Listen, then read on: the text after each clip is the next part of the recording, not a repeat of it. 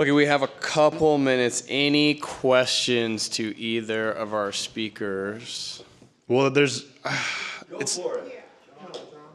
We love you. I've been through the steps before, right? And I thought I did 6 and 7. I sat with a little candle for an hour, right? And then I said the prayer, and I made the amends. And the first time I had that experience, it was very like surface level. And I still relapsed after that experience. And this time around, it's been much more deeper. But I'm just wondering if both of you can speak on, it's like such a subtle distinction, and I think it gets skipped over so much. Like, oh, I said the prayer, I sat, oh, and like God's just gonna remove this from me. So like, what else can I do? And like you mentioned, like the more I try to work on it, like the less it happens, right? But I'm just wondering if I'm not sure how to phrase this as a question, but that distinction between, like, how, I don't know how to phrase this. It's like, it's having like a much more deep experience this time around, and like saying, okay, how did that go wrong the first time? What am I trying to say? Yeah, I don't know. I think a lot of people in this room and outside have this experience of like working the steps, but then nothing really changing and then relapsing again. And because of these character defects are still there. So I'm just wondering what are people doing wrong? Like what's going on that's like leading to this misunderstanding of like what 6 and 7 are, and what's that subtle distinction? I don't know if guys know what I'm talking about.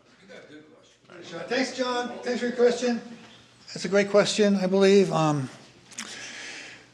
I've done 7 steps, 6 and 7 different ways. I remember like one time it was basically right after I read inventory, do your hour, say the prayer right before you go to bed, and then boom, it's done. And so it was not a lot of forethought, not a lot of effort on my part. For me, the distinction is that I know I can't live with those defects. I'm going to die without them, and there's nothing I can do about it. You know what I mean? I can't just change my personality and character. The book talks about a personality change sufficient to overcome alcoholism, right?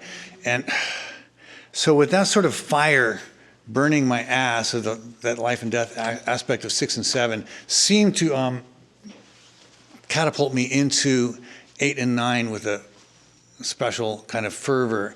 And then when I started doing 8 and 9, it seemed like then I was becoming a different person. You know what I mean? So like when I caused harm people, and then that was a consciousness. It was a harm-causing consciousness of that guy who was causing harm.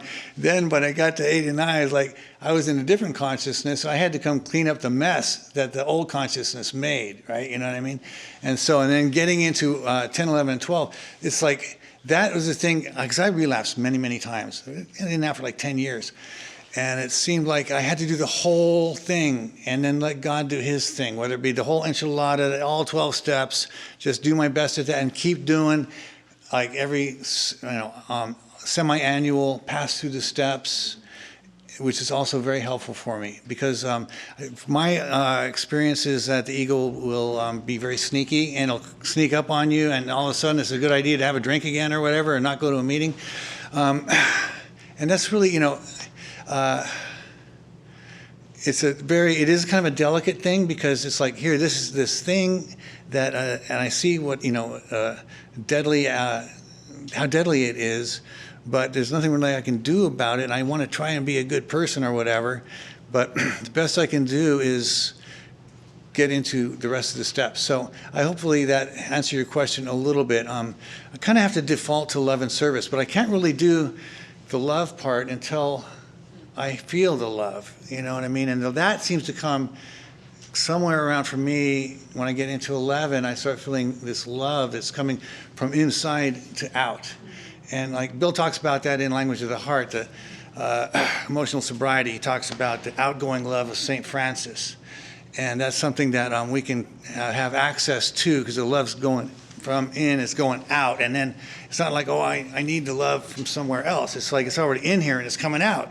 So that seems to be like that was what I was looking for my whole life, you know what I mean? And there it is, you know? And so I'd say perseverance and consistency and willingness would be helpful, and stay connected and try to keep that little spark of faith and hope alive. Hopefully that's helpful. I don't know, but thank you. Okay.